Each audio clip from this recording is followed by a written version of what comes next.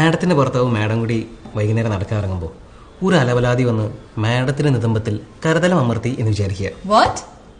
എന്ന് വെച്ചാൽ ചന്തിക്ക് പിടിച്ചു എന്ന് വിചാരിക്കുക. ഇരിക്കും പറഞ്ഞു തരട്ടെ. അപ്പൊ കണ്ടു നിൽക്കുന്ന മാഡത്തിന്റെ ഭർത്താവ് ചോദിക്കാൻ ചെല്ലും. പുള്ളി ചോദിക്കാൻ ചെല്ലും നമുക്ക് അറിഞ്ഞൂടാ. പക്ഷെ മൂക്കിന് നാളെ മീശോളൻ എന്തായാലും ചോദിക്കാൻ ചെല്ലും. അപ്പോൾ അലവലാതി ചോദിക്കാൻ ചെന്നതേ നിങ്ങളുടെ ഭർത്താവിനോട്ട് കൊടുത്തിട്ടുണ്ടെണ്ണം.